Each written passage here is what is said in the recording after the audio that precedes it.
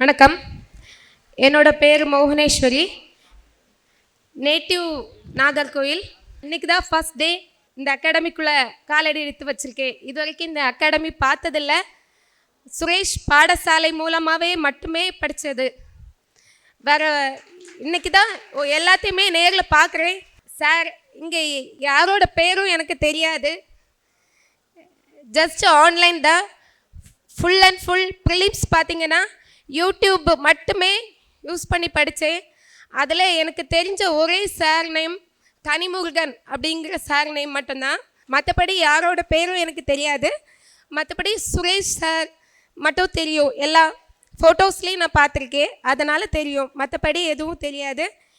இந்த வெற்றிக்கு காரணம் பார்த்திங்கன்னா ஃபஸ்ட்டு அம்மா அப்பாவோட மோட்டிவேஷன் சொல்லலாம். கல்யாணத்துக்கு முன்னாடியிலேருந்தே அப்பா சொல்லுவாங்க, ஆனால் இது வரைக்கும் நான் ஃபாலோ பண்ணது கிடையாது.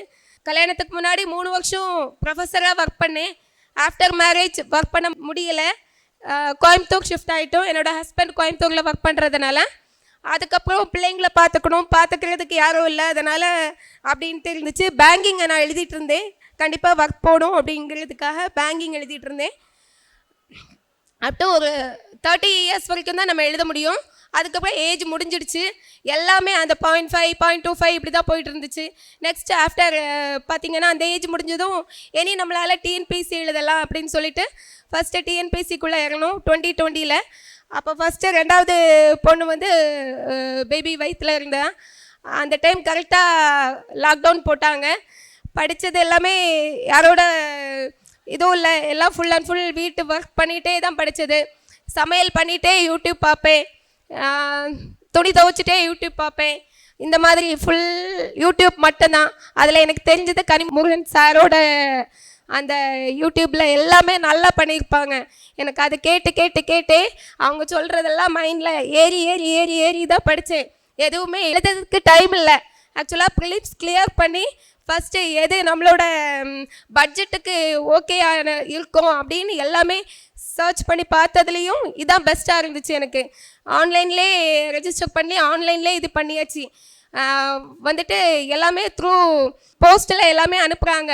ஆனால் எனக்கு ஃபஸ்ட் எக்ஸாம் போடும்போது வீட்டிலேருந்து போடணும். ஆனால் 3 hours டைமு.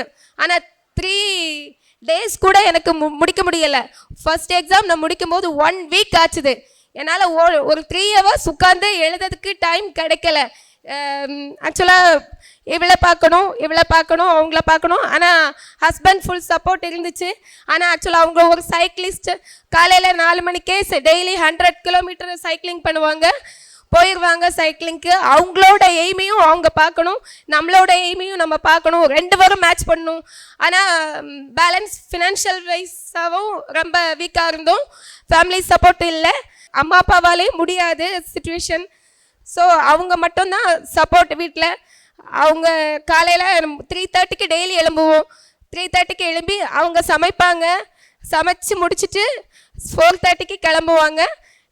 அந்த காலையில் ஒரு 6 மணி வரை படிக்கிறது தான் டைமு.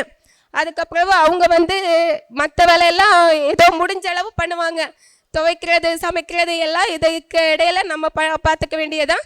ஃபுல் அந்த வெறி மட்டும்தான். நம்மளோட நாடி நரம்பு மூச்சு எல்லாத்துலேயுமே அந்த வெறி மட்டும்தான் இருந்துச்சு. படிக்கணும், நம்ம வந்து வின் பண்ணணும்.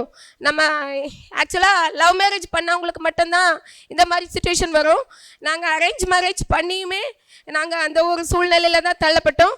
அந்த வெறி மட்டும்தான் காரணமாக இருந்துச்சு. பின்னாடி இருந்த அவமானங்களும் நம்ம வந்து பேக்கப் பண்ணி கொண்டு வரணும், ஃப்ரெண்டில் நம்ம முன்னேறி வரணும் அப்படிங்கிற எய்ம் மட்டுமே தான் எங்கள் 2 பேர் மனசுலேயும் இருந்துச்சு. அது இன்றைக்கி சக்ஸஸ்ஃபுல்லாக வந்திருக்கு. அப்பா சொல்லக்கூடிய வார்த்தை எனக்கு, நான் உயிரோடு இருக்கிறதுக்குள்ளே நீ வேலைக்கு போயிடணும் அப்படின்னு. இது மட்டும் இல்லை, இன்னும் இதுக்கு மேலே நான் மென்மேலும் வளர்ந்து வருவேன். எங்கள் அப்பா 100 வயசு வரைக்கும் இருக்கணும். இன்றைக்கி அம்மா அப்பாவால் வர முடியாத சுச்சுவேஷன், உடம்பு சரியில்லாத காரணத்தினால வரல. ஆனால் அவங்களுக்கும் என்னுடைய பெருமை வந்து போய் சேரும். ஏன்னா அம்மா அப்பா தான் எனக்கு கல்யாணம் வரைக்குமே கூடவே ட்ராவல் பண்ணி வந்தவங்க. என்னோடய படிப்புக்கு பின்னாடி ஃபுல் அண்ட் ஃபுல் அவங்க தான் இருப்பாங்க. கடைசி வரைக்கும் எங்கள் அப்பா மட்டும்தான் என் கூடவே இருந்து படிப்பாங்க. ராத்திரியும் பகலுமா என் கூட இருந்து படிப்பாங்க. நான் படிக்கிறதுக்கெல்லாம் அம்மா போட்டு படிச்சுட்டே இருந்தாங்க. இன்றைக்கி அதே வேலையை என் ஹஸ்பண்ட் பண்ணிகிட்டு இருக்காங்க. சப்போர்ட். இந்த பிள்ளைங்களோட ஃபேஸ் பார்க்கும்போதே எனக்கு பண்ணணும். இன்னும் நான் நம்புறேனோ இல்லையோ, ஆனால் அவங்க நம்புகிறாங்க. இந்த குரூப் 1 ப்ரிலிம்ஸ் எழுதிட்டு வந்ததுமே நான் கொஞ்சம் டல் ஆகிட்டேன். எனது நல்லா பண்ணலை அப்படிங்கிறது மாதிரி. இல்லை, நீ நல்லா பண்ணியிருப்ப, உன்னால் முடியும், நீ மார்க் போட்டு பாரு, எவ்வளோ வருது பாரு அப்படின்னு என்னை வரைக்கும் 100% அவங்க நம்புகிறாங்க. இன்றைக்கி என் பொண்ணு சொல்லுவான், ஆமாம் உனக்கு வேலை கிடச்சோடனே என்னை இந்த மாலுக்கு கூட்டிகிட்டு போயிடணும். ஏன்னா எல்லா கமிட்மெண்ட்ஸும் அப்படி தான் வச்சுருப்போம்.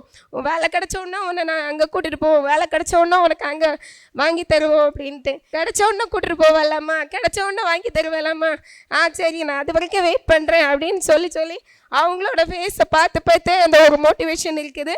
இன்னும் அவங்க நம்பிகிட்டு இருக்காங்க. அதே மாதிரி இன்னும் மேலும் வெற்றி ஆகிட்டு வரணும் நம்புகிறேன். இந்த இன்ஸ்டியூட்க்கு நன்றியை தெரிவிச்சுக்கிறேன். எதுக்காகனா பெஸ்ட்டாக நல்ல அஃபோர்டபுள் ப்ரைஸில் கொடுக்குறாங்க. நான் எல்லா இன்ஸ்டியூட்லேயுமே இந்த அளவு அஃபோர்டபுள் ப்ரைஸ் இல்லை. அது மட்டும் இல்லை, ஆன்லைனில் இவ்வளோ ஒரு ஃபெசிலிட்டி நல்லா இருக்குது. ஃபோன் பண்ணி கேட்டு எவ்வளோ எழுதிருக்கீங்க, ஏன் எழுதலை, ஏன் அனுப்பலை அப்படின்னு கேட்குறாங்க. ஆனால் மொத்தமே அந்த எக்ஸாம் பார்த்திங்கன்னா என்னால் ஒரு 14 டெஸ்ட்டு தான் நான் போட்டேன். அதுக்கு மேலே என்னால் போட முடியலை. அவ்வளோதான் என்னால் முடிஞ்சுது. ரொம்ப நன்றியை தெரிவிச்சுக்கிறேன். அனைவருக்கும் வணக்கம். முதலில் இதில் வெற்றியாளர்களாக இருக்க எல்லாருமேக்கே ரொம்ப வாழ்த்துக்கள். அந்த குரூப்பு டிஎன்பிசிஓக்கு எப்படி ஸ்டடி பண்ணுறாங்கங்கிற ஹார்ட் ஒர்க்கு ஒவ்வொரு வீட்டில் இருக்கக்கூடியவங்களுக்கு மட்டும்தான் தெரியும்.